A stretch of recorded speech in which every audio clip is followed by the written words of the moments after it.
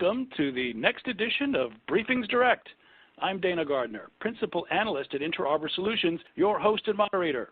You know, better security over data and applications remains a foremost reason that IT organizations embrace and extend the use of client virtualization. Yet performance requirements for graphics-intense apps and large files was one of the top reasons that the use of thin clients and virtualized desktops trailed the deployments of full clients. For a large architectural firm in Illinois, gaining better overall security, management, and data center consolidation had to go hand in hand with preserving the highest workspace performance, even across multiple distributed offices. Today's BriefingsDirect Security Innovations discussion examines how BLDD Architects developed a protection solution that fully supports all of its servers and mix of clients in a way that's invisible to its end users.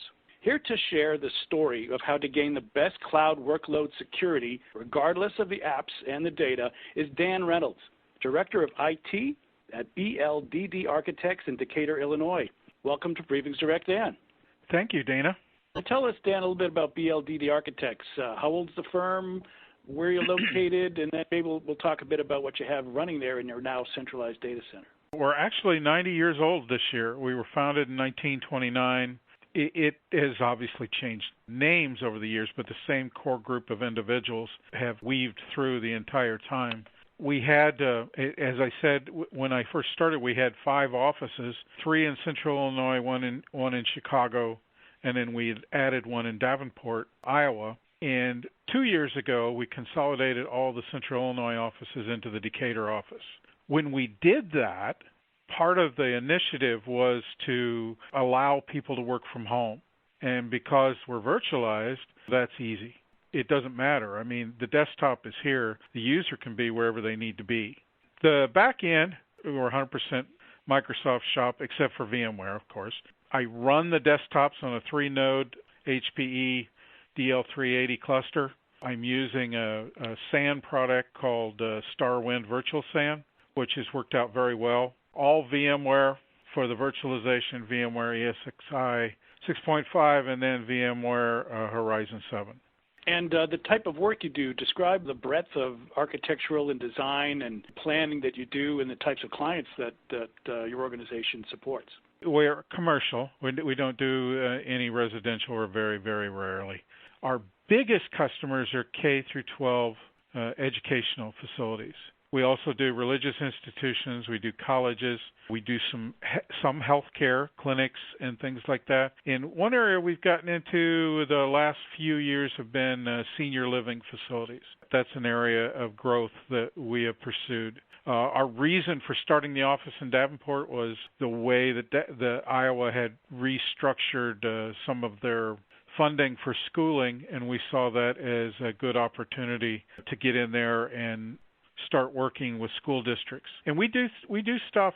I was really surprised. I mean, a million years ago, I worked as a CAD draftsman even in an architectural office, but that was a long time ago. And the way the architectural industry has really changed has been amazing. I mean, they work from literally cradle to grave, and like school districts, they need help even at the funding level, and we go in and help them with campaigns to put things on the ballot and figure out ways to help them to get money, all the way to long-term planning. There are several school districts that we are like their architect of record, I think is what they call it, and we help them plan for the future even. It's amazing. It really surprised me.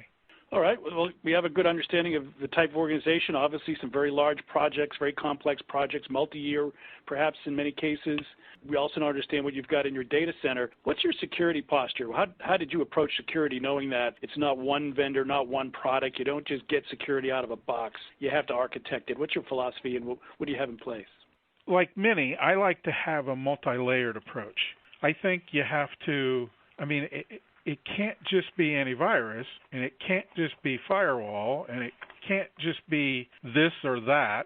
You have to allow the users freedom to do what they need to do, but you also, you just have to figure out where they're going to screw up and try to catch that. It's always a moving target. I don't pretend to know this perfectly at all. As I said, I use a multi-layer approach. I use OpenDNS, and I use that as kind of a content filter. And since it's at the DNS level, and OpenDNS is so good at whitelisting, we pick some of their content choices, and that helps us keep our people from accidentally making mistakes. In addition to that, I recently moved, as of last year, I moved to Meraki Security Appliances, and I use their network-based malware protection. I have a site-to-site VPN for our Davenport office. All of our connections are fiber Ethernet. In Illinois, it's all Comcast Metro E. I have another vendor for the Davenport office. And then on top of that, I have Bitdefender Gravity Zone. Of course, for the VMware environment, I use Gravity Zone that works perfectly with VMware. It's NSX on the VMware's NSX product on the back end, and it uses the scanning engine that comes with that. And just to be clear, Dan, you have a mix of clients. You get some Zero clients, Fat clients, both Mac and Windows. Is that right? That is correct. Some of the real high-end rendering, obviously, you can't do it on a virtual machine. You need the video hardware, and you just can't. You can't do everything with virtualization, but you can knock out probably 90 to 95% of it.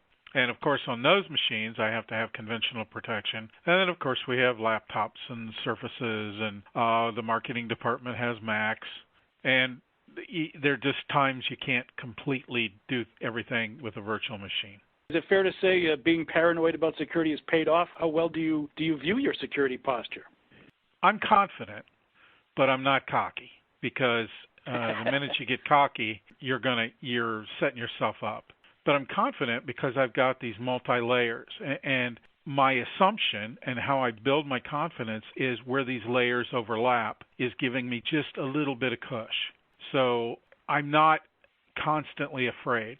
And, of course, another factor, and I think many of us in IT and many of us in the security world are really starting to embrace that, educating the people, trying to make them as aware as you can, and help sharing your paranoia with them will help them understand that this is bigger and more important. On the flip side, I use a product called StorageCraft, and I encrypt all my backups. Like I said, I'm not cocky. I mean, I'm not going to put a target on my back and say, hit me. Designers like architects are often perfectionists. It's essential for them to get apps and renderings and big 3D files bouncing around the way they want them. They don't want to compromise on that. So you all, as an IT director, need to make sure that you've got 100% availability, but you also have to make sure that everything is secure. So tell me about this combined requirement, performance and security. How did you manage to tackle both of them basically at the same time? It was an evolving process. In my past life, I had some experience with VMware, and I knew of virtual desktops, but I wasn't really aware of how they would work under pressure, so to speak. And we did some preliminary testing using VMware ASXi on some high-end workstations, and at that point, we weren't even using VMware View, and we were just using remote desktop, and it was amazing. It worked. And that really pushed me to look into VMware View. Of course, when you embrace virtualization or when you look at it, security, you can't go without security. You have to have antivirus. You just have to. It's the way the world is now, you just can't live without protecting your users. And you can't depend on them to protect themselves because they won't do it.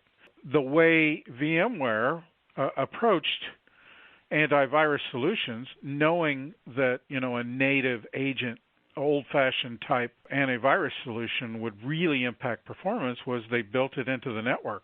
So it completely insulated the user from any interaction with antivirus software. I didn't even use their little client app. In fact, I didn't want anything running in the virtual desktop. So it was completely invisible to them. And it worked with the hooks that VMware built into View and vSphere.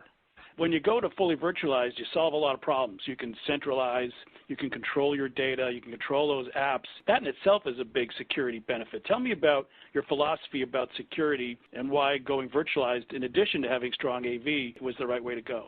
Well, you hit the nail on the head.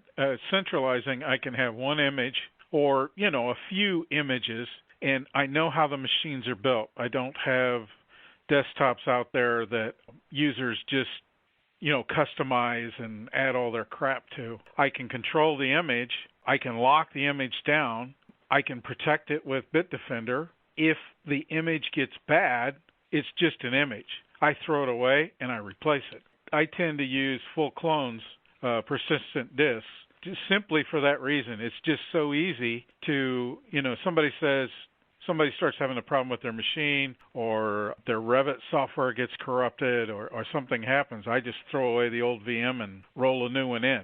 And it's easy peasy. It's just done. And, of course, you have central data. You don't have to worry about different versions out there, and if corruption happens, you don't lose that latest version. So there's a sort of data persistence benefit as well. Yes, very much so. That was the problem that I saw when I first arrived here. They had these 5 different silos, and there were even different versions of the same project in different places, and they were never able to bring all the data into one place. And I saw that as the biggest challenge, and that really was the challenge that drove virtualization in the first place, was to be able to put the data in one place and back it up in one place. And now you've been using Bitdefender, Gravity Zone, Enterprise Security for quite some time. How long has it been, and why do you keep renewing? It's been about 8 or 9 years now, and I keep renewing because it worked. And I like their support whenever I have a problem, whenever I need to move, like when I moved versions of VMware and I had to go to NSX and change, the actual VMware part of the hooks for antivirus and the Bitdefender part. They were there, and the instructions are there, and it's about relationship with me. I stick with people because of relationship. Well, performance, but that's part of the relationship. If your friends kept letting you down, they wouldn't be your friends anymore. All right, let's talk about that performance. You've got some really large 2D, 3D graphics files. You're using Autodesk, Revit, as you mentioned, Bluebeam, Review, Microsoft Office, Adobe, their whole portfolio. So these are some heavy, lifting apps. How does that performance work? How do you keep this invisible across your physical and virtualized workstations? Tell us a little bit about the performance characteristics that you're able to attain, even as you're able to be confident. Number one, I keep the users happy. If the users aren't happy and if they don't think the performance is there, then you're not going to last long. I have a real good example for you, Dana. I told you I have Macs in the marketing department, and the reason they kept with Macs was because they wanted the performance with their Adobe apps. And now they use their Macs as thick clients, and they connect to a virtual desktop and do their work. It's only when they're doing like big video editing or anything like that they use their native Macs natively. Most of the time they're just using them as a client. And I think for me that has been a real vote of confidence that this environment works. And are these persistent when they are, of course, virtualized? They're persistent clients. Do you have a virtualization density, a number of desktops per host target? How are you able to make this as efficient as possible, not only to make it invisible to those end users, but to get your centralized data center benefits as well? I have some guidelines that I've come up with over the years. I try to limit my hosts to about 30-some active VMs at one time. Now, they're loaded a little higher than that, but not all those VMs are being used. We're actually at the point where I am going to have to add another node to the cluster, and it's going to be just a compute only. It won't be involved in the storage part. And that's because I want to keep the ratio of CPUs and RAM, about the same. But generally speaking, about 30 per host of active virtual desktops. So I'm wondering, how does Bitdefender factor into that, the virtualization density? That could have been a limiting factor in other approaches. Yes, it can. And the way Bitdefender does it, and I really like this, is they license by the socket. So whether I have 10 or 100 on there, it's by the socket. And these are DL380s, so they're 2 sockets, even though I've got 40 cores. So I like the way they do it. It gives me a lot of flexibility, and it helps me plan my environment. Now I'm looking at adding another host. I'll have to add a couple more cores, but that still will give me a lot of growth room, because then we're talking roughly, I could have 120 active desktops, and I'm not paying by core, and I'm not paying by individual virtual desktop. I'm paying by socket, and I really like it that way. Yeah, simplicity can go a long way towards making you feel confident as well. You don't have to be factoring the virtual machines along the way, and having them spin up and spin down can be a kind of a nightmare to keep track of them all. Yes, and I'm glad I don't have to do that, because as long as I got the VMware agent installed and the NSX piece on the VMware side, then it just shows up in Gravity Zone, and it's protected. All right, Dan, we've been focusing a lot on the performance, the end-user perspective. Let's talk a little bit about how this impacts your administration, your team, your IT organization. Now, clearly, you're not going to have dozens of people devoted to security. Sounds like more of a jack-of-all-trades approach with you as their IT leader. How has your security posture and your centralization and reliance on virtualization allowed your team to be the most productive? I use Gravity Zone's reporting features, and I have it tell me weekly what are the posture of my physical machines and what are the posture of my virtual machines. I use the Gravity Zone interface. I look at it quite regularly, maybe 2 or 3 times a week. I just get in and look around and see what's going on. I like that it will keep itself up to date, or it will at least let me know it needs to be updated. I like the way the virus definitions get updated automatically and pushed automatically, and of course that's for both environments. Or all environments. I really like that. That helps me. That's something that I don't have to constantly do. I would rather watch than do. I would rather have it tell me or email me than, I find out from my users their machine's acting wonky. So I like everything about it. I like the way it works. It works with me. Right. It sounds like it had people like you in mind when it was architected, and that wasn't always the case with security. Usually it was sort of played catch-up to the threats rather than anticipating the needs of those in the trenches fighting the security battle. Yes, very much so. At other places I've worked with other products, that was an absolute true statement, Dana, yes. All right, let's look at the metrics of success. Tell me a little bit about, how you measure. I know security is measured best when there's no problems to define that things are running. But in terms of people, process, and technology, you've centralized around software-defined data center. You virtualize your apps and data. You put in end-to-end security. How do you measure this? How do we, maybe even in costs of man-hours, being able to maybe be proactive rather than reactive? How do we measure success when it comes to a good security posture for an organization like yours? I will be the first to admit on money-wise things, I'm a little weak in describing it. But I do have, I think, some metrics that work. We didn't replace desktops. Well, and we didn't replace desktops. We used desktops for 8 years, which is horrible in one sense. But in another sense, it says we didn't need to. And then when those desktops were about as dead could be, we replaced them with thin clients, which are they're almost disposable devices. I envision a day when we're using Raspberry Pis as thin clients. And, we don't spend any money. I think that's the way we really sum this up. All my money spent on maintenance for software, which, you're not going to get rid of that. And I think the other thing, and this has been a real big positive for me, was a little over 2 years ago when we had to collapse the offices. Obviously, a lot of people didn't want to move offices. People don't like to change. They don't like consolidation. That's a bad word. But because they could work from home, it kept a lot of people that probably would have walked out. And I know that happened because of the groundwork and the foundation I had put in. And from that time, we've had probably 2 of the best years the company's ever had.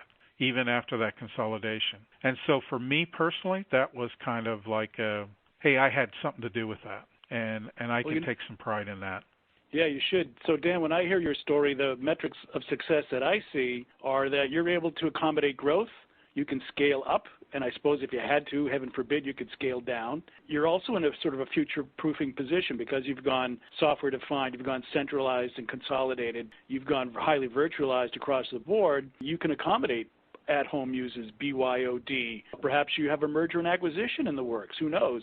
All of that portends a future-proofing agility that I think is these are some of the top business outcome types of metrics of success that I know companies large and small look for. So hats off to you on that. Thank you very much. I hate to use the word pride, but I'm proud of what I've been able to accomplish the last few years. It was like all the work I had done in the prior years were paying off. That's exactly right. So one of my favorite sayings is architecture is destiny. And if you do the back blocking and tackling and you think strategically, even if you're acting tactically, it will pay off in spades later. Okay, let's look to the future before we break away. Like we said, your software posture is pretty good. There's going to be some new things coming out, though, as you know, for modernizing data centers. On the hardware side, we're talking more about hyperconverged infrastructure. We're talking about more use of IT ops that are automated and using artificial intelligence and machine learning to help you optimize your systems as a composable fabric. So tell us a bit about where your future directions go and how your software and security posture might align with that because you've taken those initial modernization steps. Obviously, the hyper-converged infrastructure is upon us, and many have embraced it. I think the SMB has been a little reluctant because the cost of entrance is very high for an SMB, and I think that's going to come down. I think they're going to have a solution that offers all the benefits, but is scaled down maybe a little bit better for a smaller firm. And when that happens, everything that I've done is going to transfer right over. Like you said, I have software-based storage. I have some software-based networking, but I would love to embrace that. I mean, that would be the icing on the cake. And not only that, but it would help me. And when I say help me, I mean it would take some of that load off of me. You know, the physical, I don't know how to describe it, but the work that I have to do with switches and cabling and network adapters, if I could move that into the hyperconverged arena, I would love that. I'm looking at distributed switches now, but, I still have to work around the hardware that I have. Okay, and then not only are we looking at modernization and efficiency and intelligence on the hardware side and in the network, but more and more companies are looking to cloud, multi-cloud, hybrid cloud, and because you're highly virtualized, because your security is virtualized as well and optimized for that, whatever choices your company wants to take with vis-a-vis cloud and SaaS, you're going to be able to support that. Yes, we have our business app that manages our projects and does our timekeeping and does all the accounting is a SaaS app. Gosh, I was glad when it went SaaS. That was just one thing that I could get off my plate. And I don't mean that in a bad way like I didn't want to do the work. I mean it, I wanted it to be handled good. And by moving it to SaaS, you get that economy of scale that you can't provide, as an individual. All right, well, very good. Any last words of advice for organizations, particularly those that are wanting to go increasingly virtualized, recognize all the architectural benefits and economic benefits to that, but might be concerned about security and performance?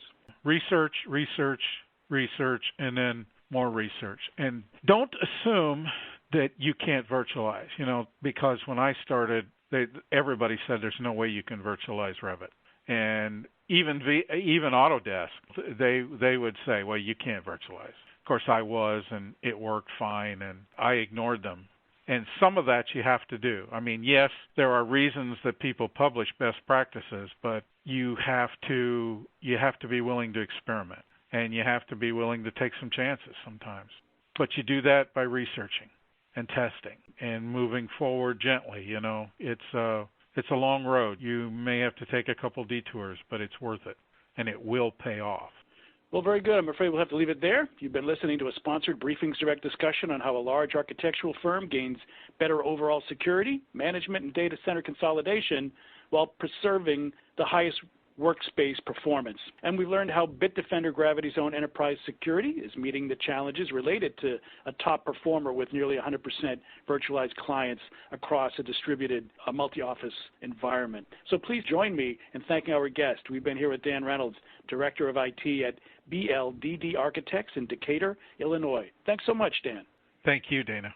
I am Dana Gardner, Principal Analyst at Interarbor Solutions, your host and moderator for this ongoing series of BriefingsDirect use case discussions. A big thank you also to our sponsor, Bitdefender, for supporting these presentations. Lastly, thanks to our audience for joining. Please pass this along to your IT community and do come back next time.